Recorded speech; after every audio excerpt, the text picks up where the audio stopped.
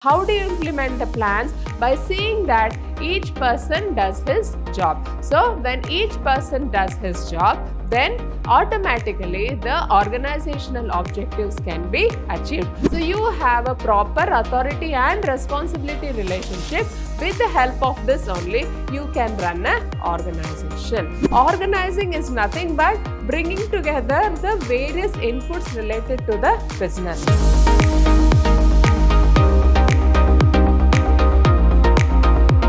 Hello everyone, I am Purnima, Faculty, Department of Commerce, Vidhyaashram Pre-University College, Temple of Excellence. In this session, I will be discussing the chapter Organizing. This is the 5th chapter in the syllabus for 2nd PUC. So in this session 1, we will be discussing about what is the concept of organizing, what is the process of organizing, importance of organizing. Then we will also be discussing about the various organizational structures. So we will be discussing about the organizational structure, that is the functional organization, and next one is the divisional organization. Then again, we will be discussing about formal and informal organization, then differences between these two. Then we will also be learning about delegation and decentralization and importance of delegation and decentralization. So all these 9 concepts we will be learning in this organizing chapter.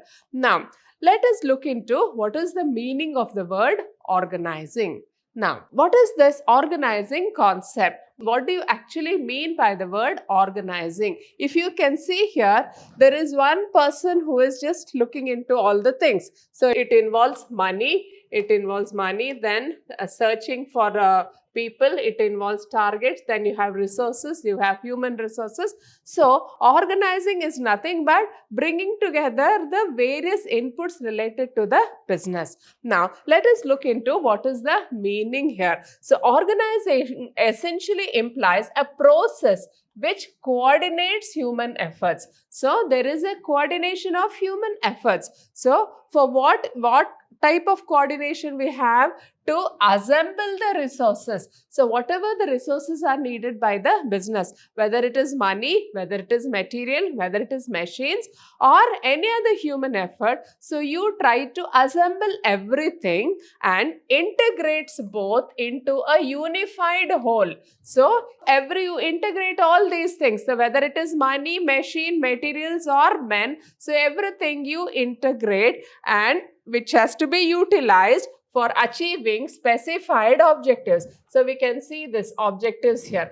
For achieving the objectives, whatever you need, whether it is the money or whether it is the men, materials or machines, so you just assemble everything. So this process of assembling everything into business for achieving the business objectives, that we call it as organizing. Now, let us look into one more meaning of the word organizing. Here you see there has to be a coordinated effort of everybody in this organizing concept. So what is the actual definition? It can be defined as the process that initiates implementation of plans. So the plans are already there. So the top management would have already framed all the plans. Now the implementation part has to be done. So how do you do this implementation part? It is through organizing. Implementation of plans by clarifying jobs. What do you mean by clarifying jobs?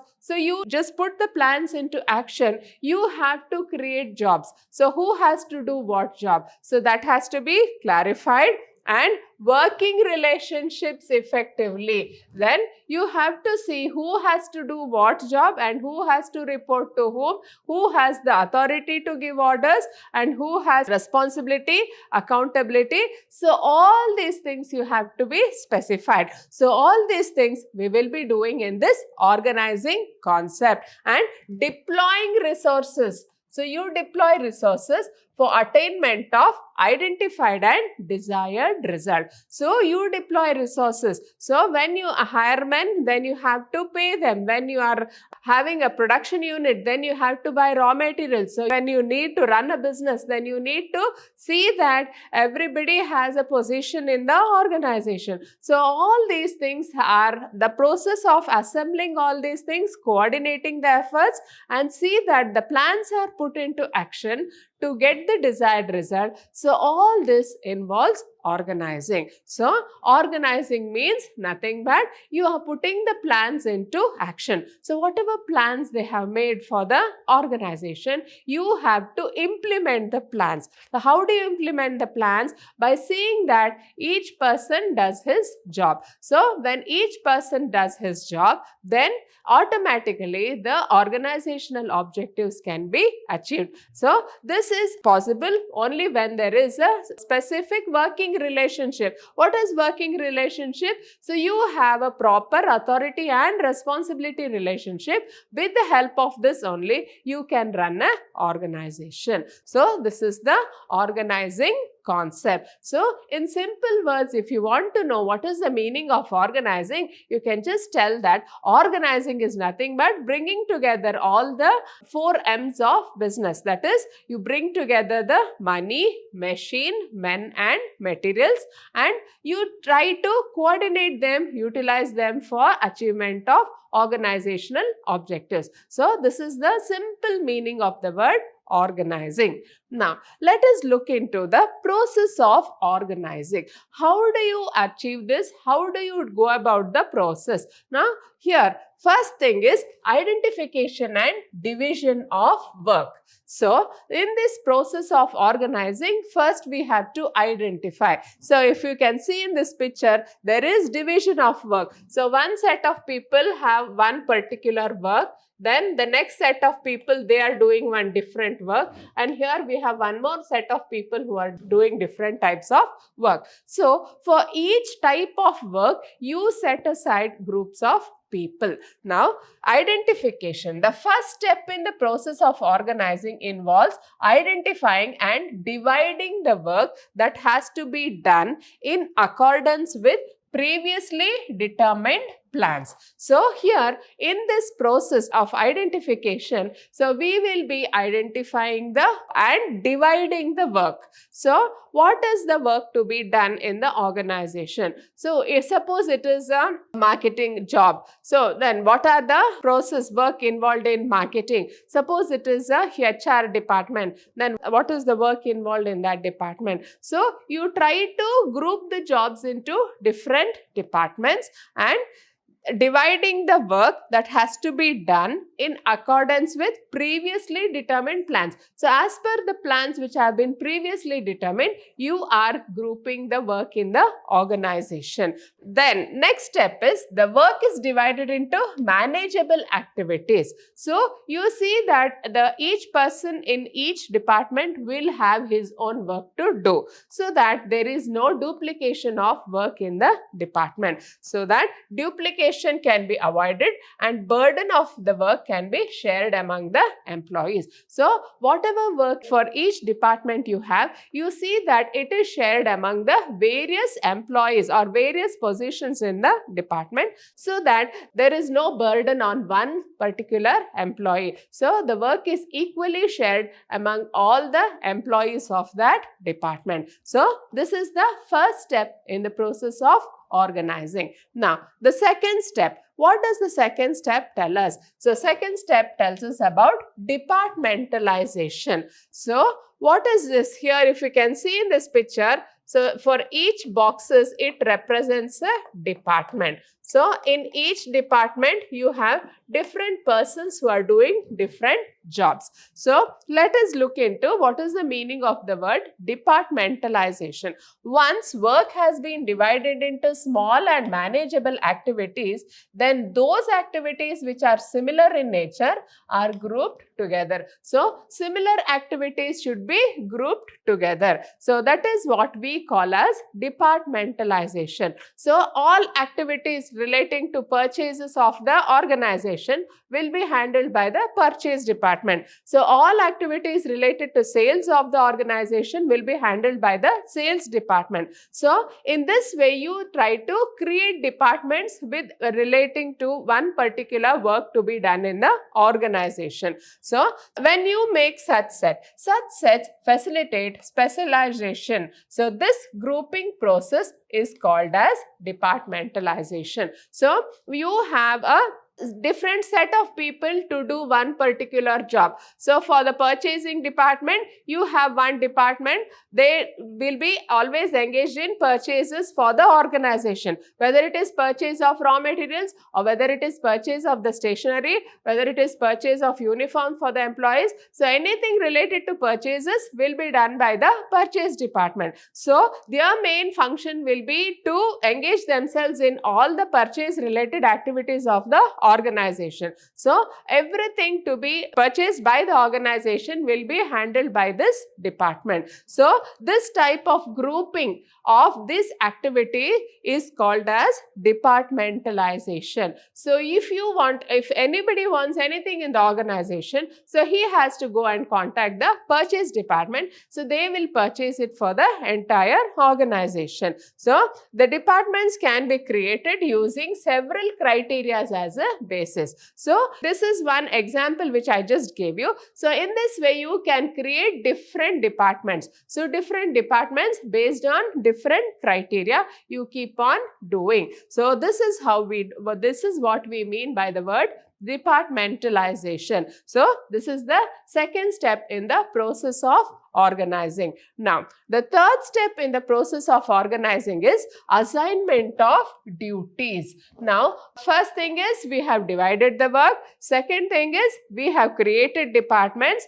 Third will be we will be assigning the duties. So for each department, you have a departmental head, then we have the departmental managers, then the assistant manager, then we have the different officers who will be working under the managers, so on and so forth. So there will be a hierarchy in the departments. So then here, each of the positions in the department, you will have to assign the work. So it is necessary to define the work of different job positions and accordingly allocate work to various employees. So once you have departments, you have positions, then you appoint persons to each of these positions. Now, when you are appointing people to each of these positions, you have to be clear about what each person in that position will be working. So you will be assigning duties to each position in the department. So for different job positions, you allocate work to the various employees. So this is the third step in the process of organizing. Then next, once departments have been formed, each of them is placed under the charge of an individual. As I had told earlier, each of the department will have one departmental head. So he will be looking after the work of each department. Then jobs are allocated to members of each department in according to their skills and competencies. So based on the skills and competencies of each of the employee, you assign the jobs to the employees and the work must be assigned to those who are best fitted to perform it well. So based on his or her qualification and on his or her temperament, you just assign the jobs. So all this we will be doing in the third process, that is assignment of duties. So here you can see who is doing what. So everything will be specified. So this is in the process of organizing. Now, the fourth step in the process of organizing is establishing authority and reporting relationships. So we have these persons here. So who is answerable to whom? So who is the superior? Who is the subordinate? So all these things we have to just put in this process of organizing. So who has the authority and who has to report to whom? So all these things we will be doing in this fourth step of organizing. Now, let us see what they tell here. So merely allocating the work is not enough. So you have created positions, you have also given the duties. Now, If you just give duties, it is not enough. Then what else is needed? So each individual should also know who he has to take orders from and whom he is accountable. So each individual should know from whom he has to take orders. So who is giving him orders and for whom he has to report. So whatever work has been allotted to each individual, it has to be submitted to his superior. So to whom he has to submit. So all these things, it should be clearly specified. Only then we can get the work done in an organization. The establishment of such clear relationships helps to create hierarchical structure and helps coordination among various departments. So only when you have a clear-cut authority and responsibility relationship in the organization, we can see that there is coordinated efforts in the organization. So it helps to create a hierarchical structure. Hierarchical structure means, so you have the manager, then the deputy manager, then the divisional manager, and below him the officers. So you have a chain of authority running in the organization. So this chain of authority should be maintained only then, if it is properly planned in the organization, only then we can get the work properly done in an organization. So each of the subordinate will have to report to his superiors. So in this way only we can get the work done easily in an organization. So, and it also helps in coordination among various departments. So not only within the department, so among various departments also, we need to have proper coordination in an organization. Only then the organizational work can be done in a most planned way and the best possible and efficient manner. Then next, we will just look into what is the importance of organizing. So if you can see the picture here, so one person will be doing only framing, siding, painting, inspection, shipping. So this is relating to one type of job. So one person who is very good in framing, he will be allotted that job. Then one person who is good in siding, he will be done that. So painting, inspection, shipping. So each person who is good in that job should be given those jobs. So let us look into the importance of organizing. So in this picture, it just tells us about the benefits of specialization. So how important it is for each person to specialize in his job. Now, let us look into the importance. So in this, we see that what are the benefits of specialization. So when you are dividing the organization into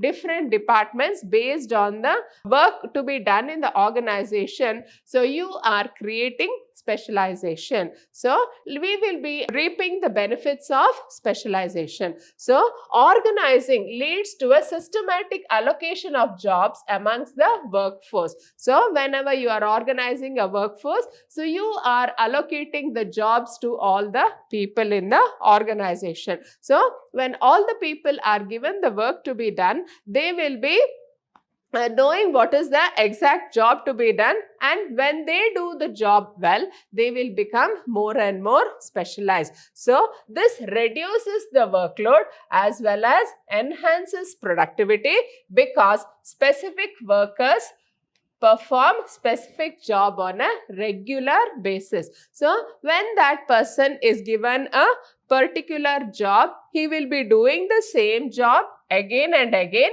which in other words means repetitive performance. So when he has a repetitive performance of a particular task, it allows a worker to gain experience and it leads to specialization. So when one person keeps on doing the job, same job again and again, so he becomes more specialized and he becomes more and more efficient. So when he becomes efficient, he will do the work more effectively. So this benefit of specialization we can achieve, the main reason for the importance of organizing. So if you have to get the benefit of specialization, you have to properly organize your work.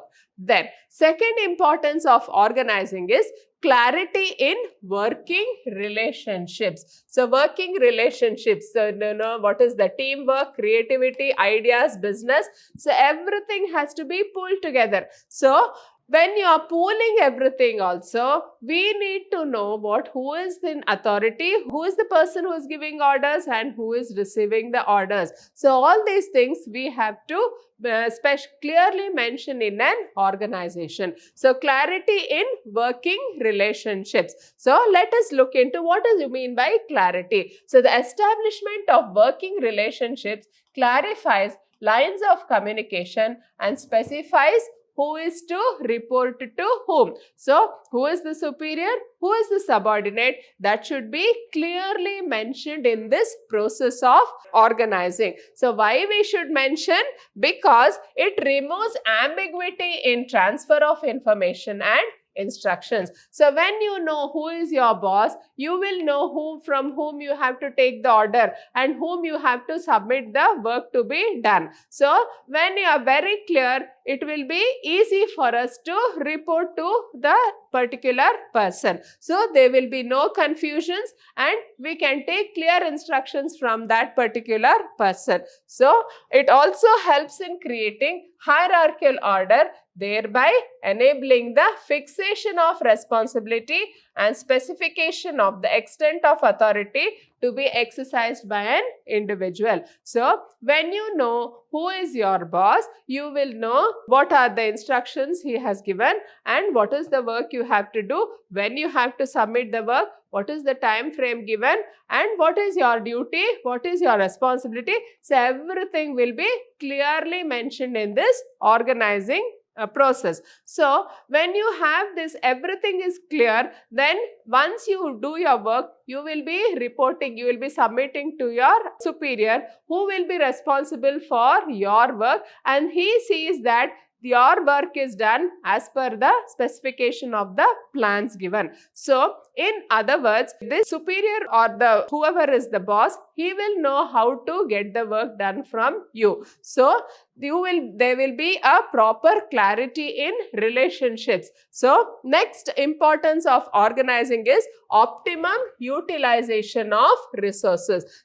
Let us see what is the meaning of this. So, organizing leads to proper usage of all material, financial and human resources. The proper assignment of jobs avoids overlapping of work and also makes possible the best use of resources. So, in the optimum utilization of resources, so we will be making the best use of all the resources available in the organization. So, when you make use of the best use available, so you will be avoiding duplication of work and it also prevents confusions and minimize the wastage of efforts. So, there will be minimum wastage of efforts and maximum utilization of resources in the organization.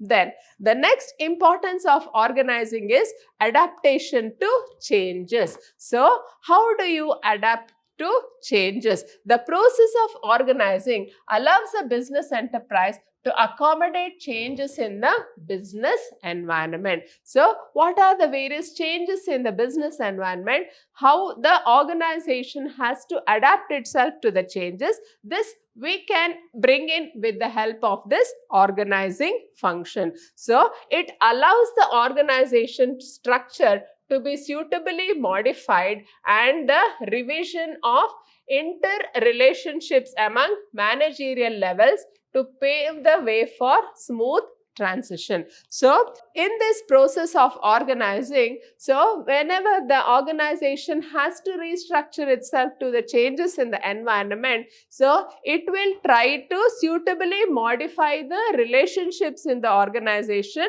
and pave the way for a smooth transition. So, there is a smooth change in the way of functioning of the organization. So, when there is a smooth change, it will give needed stability and then it will continue to survive and grow in spite of the changes. When the transition or when there is a smooth change in the organization, so it will help the organization to survive and grow in spite of the changes. So this is possible only with the process of organizing. Now, the next importance of organizing is effective administration. So what is this effective administration? So if you have a properly running organization, if an organization is running very good or if it is running in profit, we say that this organization is well managed or well run or well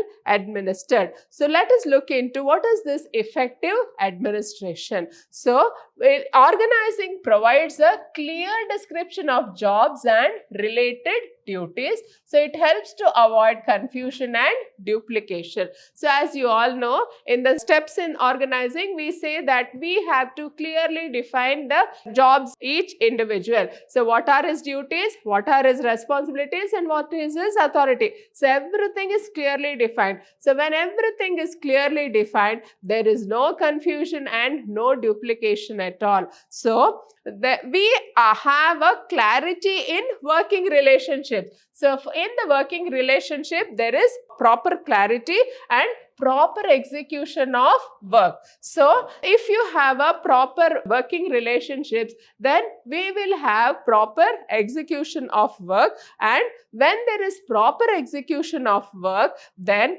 it will get us effectiveness in administration. Then the sixth importance of organizing is development of personnel. Now what do you mean by development of personnel? Personnel means, in other words, it refers to the human resource or it refers to the employees of the organization. So organizing stimulates creativity among managers. So it is stimulating creativity among managers. Then effective delegation allows managers to reduce their workload by assigning routine jobs to their subordinates. So in this organizing, we will be stimulating creativity. So how we will be stimulating creativity?